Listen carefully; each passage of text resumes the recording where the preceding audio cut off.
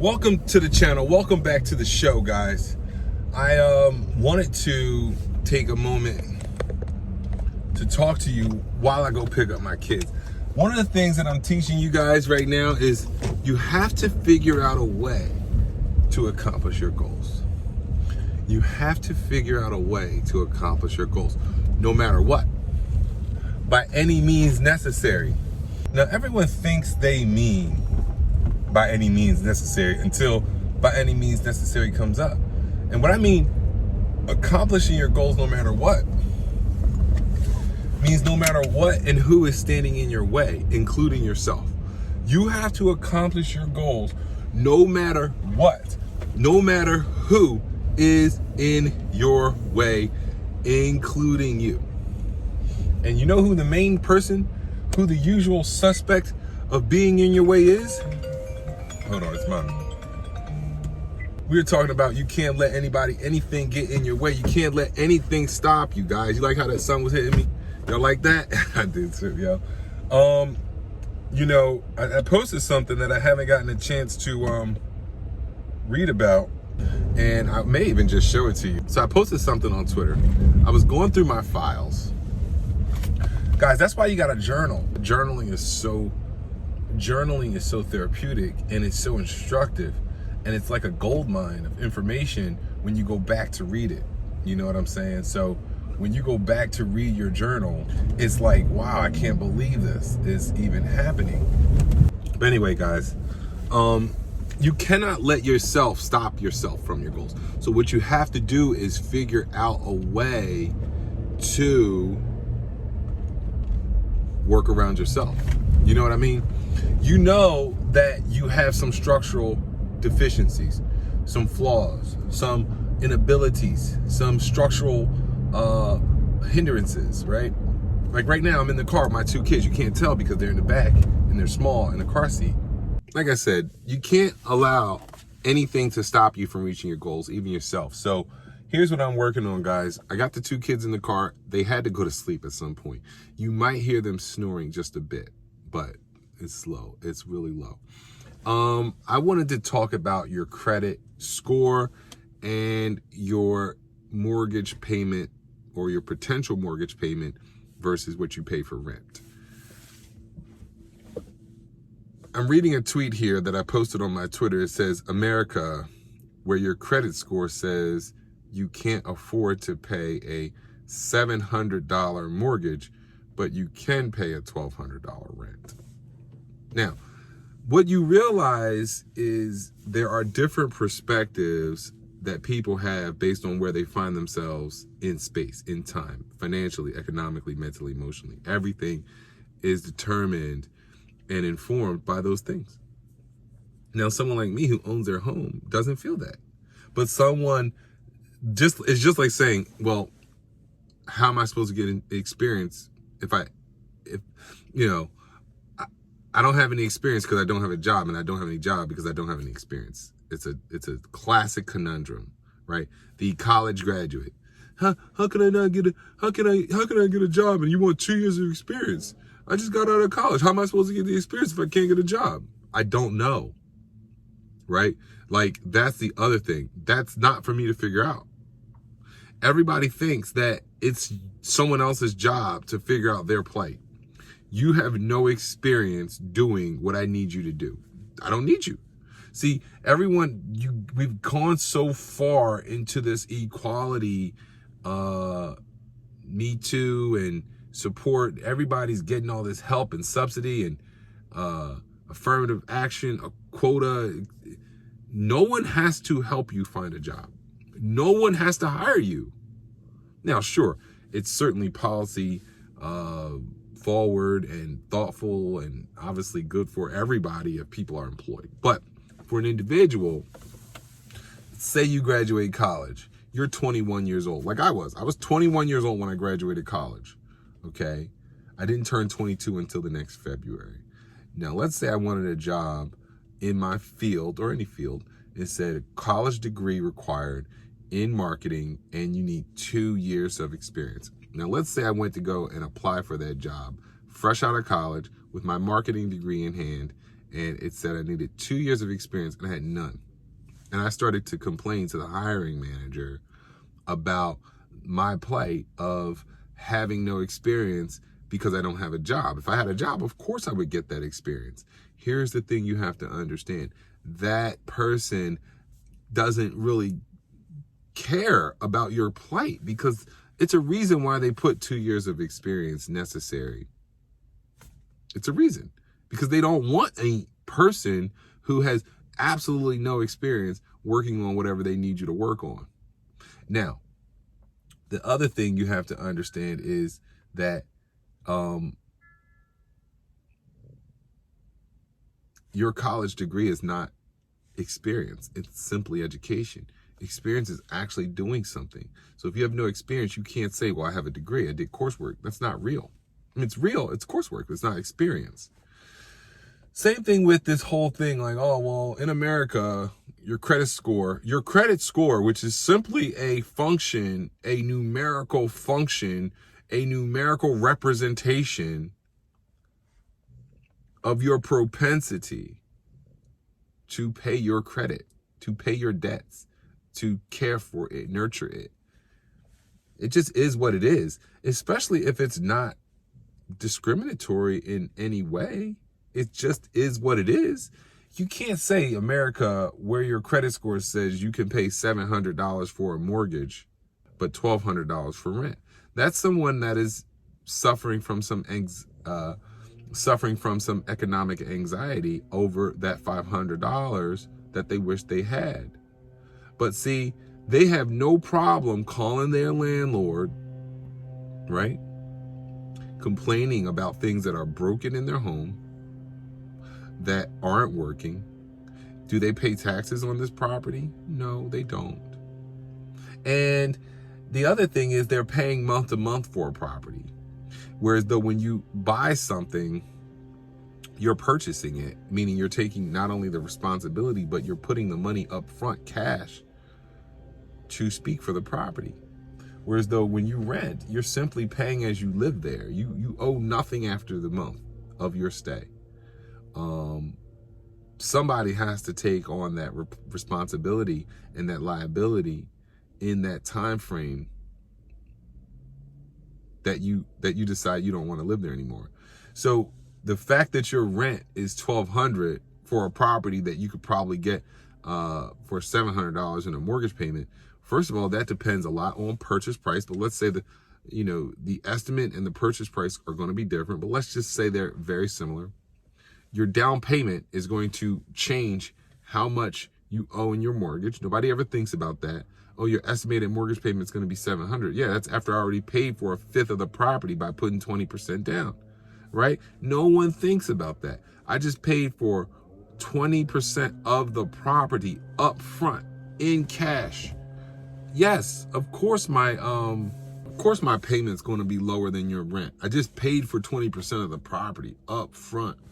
And I'm going to pay for it over 30 years, whereas though you're paying month to month, which means, somebody's got to pay the cost of that property. And guess what? You don't have to live here if you don't want to. That's the other thing. Well, I have the right to live somewhere. You're right. You got to find that place for yourself. I don't know. People don't like it that's why you got to own things out here, because if you don't own things, people can make you raise up off of it and they can charge you what they want for it. Oh, it's price gouging. They want rent controls on. I mean, I don't see how you can legislate, because it just has adverse consequences. I don't know if I want to go through all of them, but I'll tell you one thing. Anytime you do that, it's a race to the bottom. Now you're going to have certain levels of statutory required upkeep, right? And further, listen, the people that own these properties could just say, well, then I won't have any tenants. I'll just hold the property. You're going to make a law to say people can't hold more than one property? Because the renters will be begging you then to change the rules. If you say, the renters will say, no, we need available properties for us to rent and stay in. Because the problem with that is it's a race to the bottom, in the sense where the highest level properties will come off the market. The lowest level properties there will be a proliferation of low level properties that are getting high rents. Because if the rent ceiling, let's say you have a $2,000 rent ceiling on properties, then you're going to have a situation where anything well above $2,000 is just going to come off the market. They're going to either split it up into multiple units. They're going to make things smaller. The properties that are worth like $1,200 a month, they're going to go up to $2,000. Because why would they charge less than the rent ceiling? Can't hurt. And everyone's going, the supply and demand for the properties are going to go through the roof. For the properties that are lower than the rent ceiling, oh my God, those are gone already. And then the properties that got to come down to the rent ceiling are going to go fast too. So it's no incentive for properties much higher value than what this ceiling is. And who determines that? See, that's the problem you have. You need the free and open market. And guess what? Unfortunately, in America, it's very expensive to live around these parts. You got to get to work every single day making that money in order to survive, because the opportunity, and then see, everybody's in favor. Look, the Democrats, black people, poor people, other people are so in favor of immigrants because they want to unseat white Americans as the majority. But here's what you're facing. Now you have to deal with supply and demand crises that are going to impact your economic viability even further than you thought reparations would cure or slavery hurt. You are now dealing with a supply and demand crisis because of all the people that are here that have to eat, that have to sleep, that have to date, that have to work, that have to live. They all want the same properties, which, guess what? That makes the property value go up. The property rents go up. Look at what happened to, I'll give you another example. You know, you should know this well because it's been happening for the last 20 years. But the city of Atlanta, I mean, one of the fastest growing cities in the nation. Now, being down south, everybody, oh, it's cheap to live down south. You know why it's cheap to live down south? Because no one lives down there. Or it's a lot of land for the people that are there. Think about the biggest cities in the South. They're not even close to being the biggest cities in the U.S. The biggest cities in the South are Atlanta, Nashville, Charlotte, Miami. Florida is a different animal, right? It has a lot of big cities. Miami, Orlando, Tampa, those places. Fair. And you'd have to go to a few smaller cities to name like big cities. Richmond, Charleston, Mobile, Alabama, New Orleans. Those types of cities. And New Orleans, I mean, once you get to the coast, you're dealing with the coastal prices. I'm talking about just the good old South, Nashville, Louisville, Charlotte, Charleston. Those places, and those are big cities in these states. What about the rural areas around them? Of course you can go down there and get big houses and big pieces of land for virtually fractions of the cost for what it costs to live up here in the Northeast. That's because no one lives down there.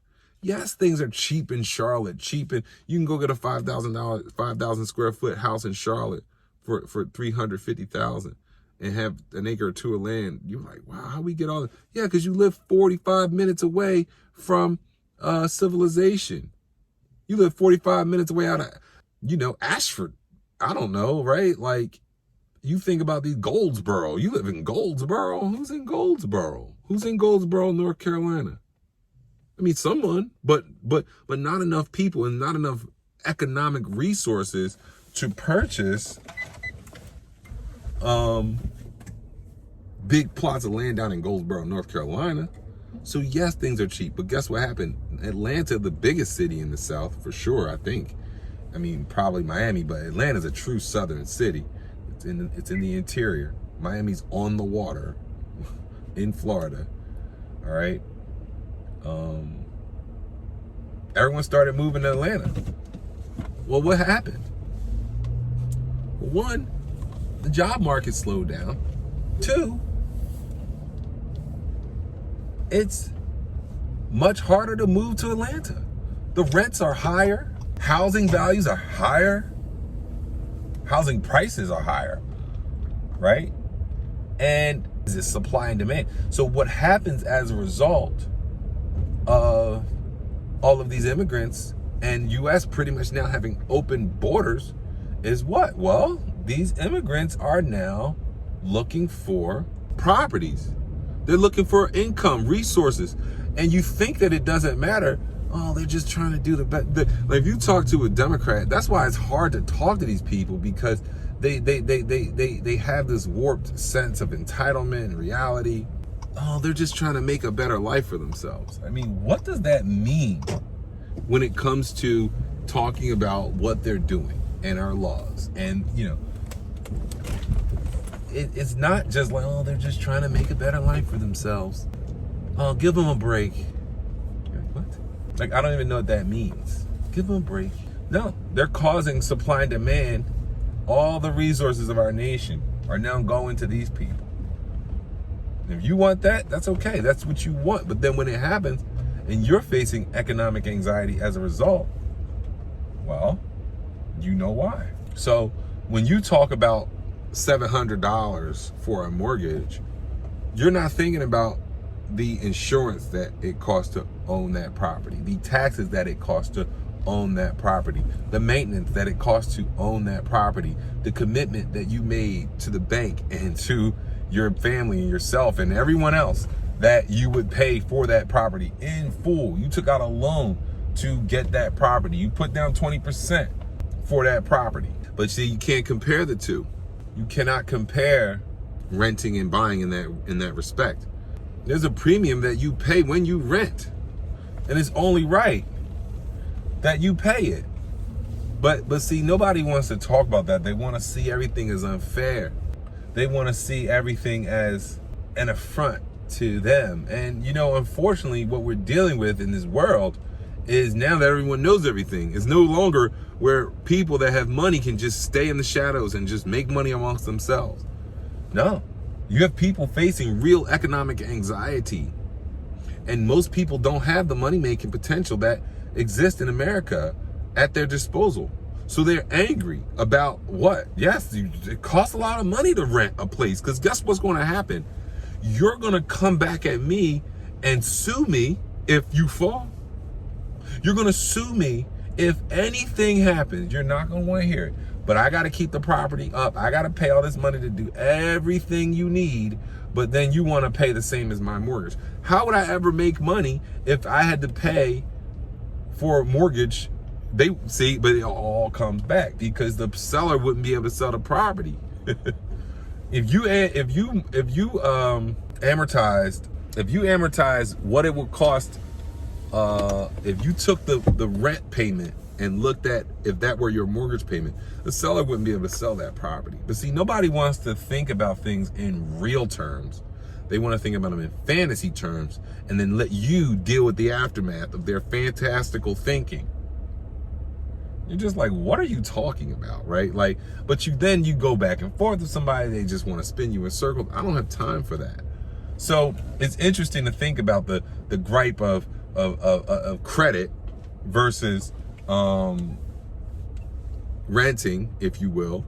And they would then slant that to say, oh, it's a benefit for the rich. And you're like, no, it's a benefit for the people who have the credit score and who have built up the appropriate in the, you know, and the requisite amount of credit to be able to then go borrow the money to buy this property. You're lucky somebody letting you rent this property if you don't have any money.